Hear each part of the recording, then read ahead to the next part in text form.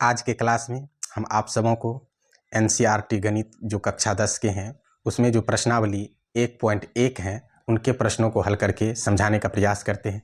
देखिए प्रश्नावली 1.1 में प्रश्न कहता है कि यूक्लिड विभाजन एल्गोरिथम के प्रयोग से एचसीएफ ज्ञात करना है, यानी महत्तम समापवर्त हमें मालूम करना है।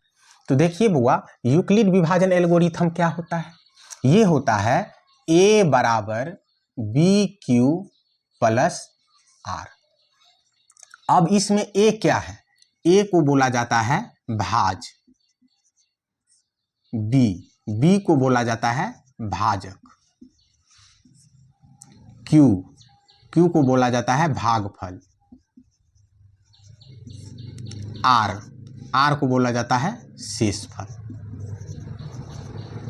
इस प्रकार से हम इसको ऐसे लिख सकते हैं, भाज बराबर भाजक गुणे भागफल प्लस शेष। इन्हीं चीज़ों को आपको ध्यान रखना है। चलिए हम एक उदाहरण के माध्यम से आप लोगों को समझाने का प्रयास करते हैं। जैसे 9 है, 9 में यदि हम 3 से भाग देते हैं तो कितना मर्तबे लगेगा? 3 मर्तबे लगेगा। 3 तिया 9, और 9 में से यदि 9 घट जाएगा तो क्या बचेगा? 0। तो अब यहाँ पर देखिए, जिसमें हम भाग दिए 9 में, ये भाज है, ये क्या है? भाज है। जिससे हम भाग देते हैं उसको भाजक बोलते हैं। जितना मर्तबे लगाते हैं उसको हम भागफल बोलते हैं। जो यहाँ बच जाता है उसको क्या बोलते हैं? शेषफल, यानी शेष।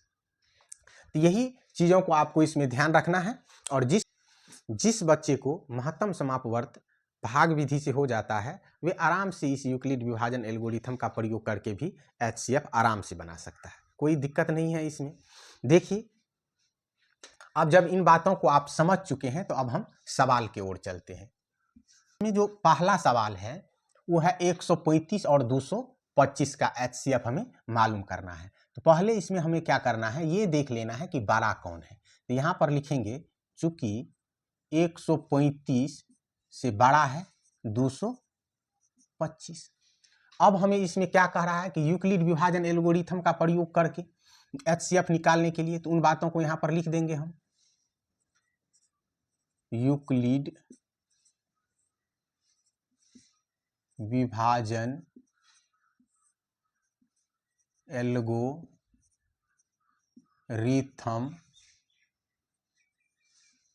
के प्रयोग से। अब यहां पर पहले हम इसको क्या करेंगे, भाग विधि से यहां बना लेंगे। अब यहां पर देखिए 135 से यदि हम 225 में भाग देंगे तो कितना मर्तबे लगेगा? 135 गुना बुआ हो जाता है 270, तो अधिक हो जाएगा तो एक ही मर्तबे लगेगा। तो एक मर्तबे लगाएंगे तो ये हो जाएगा 135। अब देख लीजिए, 5 में से 5 जाएगा तो 0, 2 में से 3 जाएगा नहीं, 5 लोगे तो ये हो जाएगा 12, 12 में से यदि 3 को घटाओगे तो क्या बचेगा? 9 बचेगा, और ये कैंसिल हो जाएगा। अब यहाँ पर हमने 135 से 225 में भाग दिए हैं, तो देखिए भाज्य कितना हुआ? 225, भाजक कितना हुआ? 135, भागफल कितना हुआ? 1, और भागशेष कितना हुआ? 90। तो अब भाज्य बराबर क्या होता है? भाज्य बराबर होता है भाजक गुने भागफल प्लस शेष। तो भाज्य कितना है? 225 बराबर भाजक कितना है? 135 गुने भागफल कितना है? 1, और शेषफल कितना है? 90। यहां लिख देंगे आर नॉट इक्वल टू 0, यानी शेषफल हमें 0 प्राप्त नहीं हुआ। अब क्या करते हैं हम, जब मौसा बनाते हैं भाग, अब 90 से देंगे किसमें? 135 में। 90 से जब 135 में हम भाग देंगे तो कितना मर्तबे लगेगा? 90 दूना 180 अधिक हो जाता है तो एक मर्तबे लगाएंगे, 90 का 90। अब देखो 5 में से 0 घटेगा तो 5, 13 में से 9 घटेगा तो क्या बचेगा? 4। अब इस बार हमने 90 से भाग दिए हैं 135 में, तो भाज्य कितना हुआ? 135। तो फिर यहाँ पर लिखेंगे भाज्य बराबर, यानी 135 बराबर भाजक।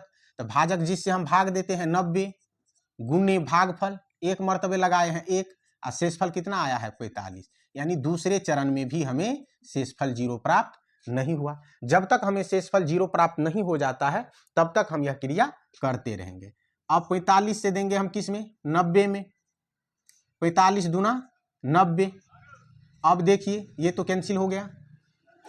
अब इस बार भाज्य कितना है, 90, क्योंकि 90 में हमने भाग दिए हैं। तो 90 बराबर कितना मर्तबे लगाए हैं, 2 मर्तबे लगाए हैं। भाजक कितना है, 45, तो भाजक 45 गुने भागफल 2, शेषफल क्या आ गया, 0, तो r बराबर 0। अब देखिए जिस चरण में हमें शेषफल 0 आ जाता है उस चरण का जो भाजक होता है वही मौसक कहलाता है। तो मौसक कितना हो जाएगा, 45। तो यहाँ लिखेंगे इसलिए HCF, कितना कितना का HCF हमने मालूम किए हैं अभी, 135 और 225 का क्या आया है, 45।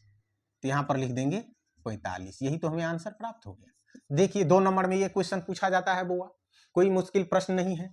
जिस चरण में शेषफल हमें 0 प्राप्त हो जाता है उस चरण का जो भाजक होता है वही मौसक कहलाता है। तो यूक्लिड विभाजन एल्गोरिथम का प्रयोग करके भी मौसक निकालना मुश्किल नहीं है। तो इस प्रकार से आप इसको हल कर सकते हो। तो अब दूसरा नंबर का प्रश्न है 196 और 38,220। तो हमें यहाँ क्या करना है, पहले ये लिख लेना है कि इसमें से दोनों में से बड़ा कौन है। 196 से बड़ा है 38,220। अब जिस विधि का प्रयोग करने के लिए कहता है उसे लिख लेना है।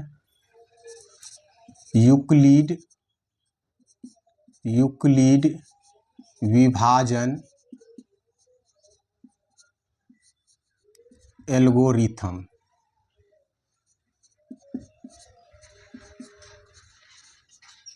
यूक्लिड विभाजन एल्गोरिथम के प्रयोग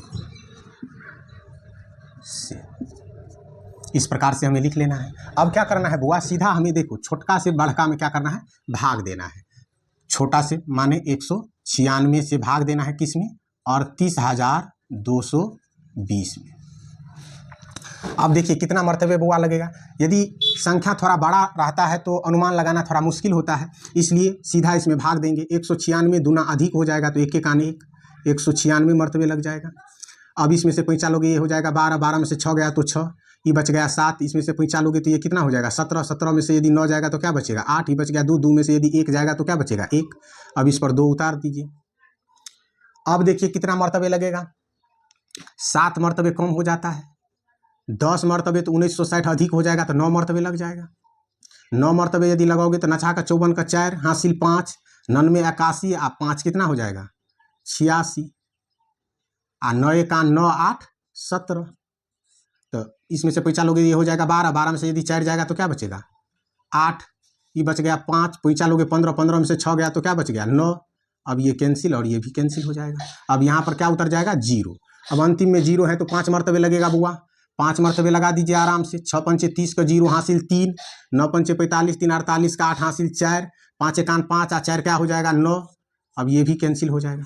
एक ही चरण में हमें मालूम हो गया, क्योंकि ये 196 से पूरा पूरा विभाजित हो जाता है तो 196 इसका मौसक होगा। तो इसमें भाज्य कितना हुआ 38,220, भाजक कितना हुआ 196, भागफल कितना हुआ 195, शेषफल 0। तो यहाँ पर लिखेंगे हम 38,220 बराबर भाज्य बराबर भाजक 196 गुने भागफल 195 प्लस शेषफल 0, यानी r इक्वल टू 0।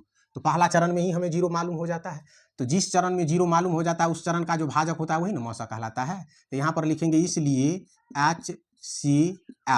HCF कितना कितना का 196 और 38,220 का कितना आ गया 196, कितना आ गया 196, यही तो आंसर हो जाएगा। तो देखो बुआ कोई मुश्किल प्रश्न नहीं है, जिसको भी भाग विधि से मौसक निकालना जो भी बच्चे जानते हैं वे आराम से इन सभी प्रश्नों को हल कर सकते हैं। अब देखिए तीसरा नंबर में फिर हमें ये डिसाइड कर लेना है कि बड़ा कौन है और छोटा कौन है। तो 867 जो है इसमें बड़ा है 255 से। अब जिस विधि से कहता है उसका नाम लिख दीजिए, यूक्लिड विभाजन एल्गोरिथम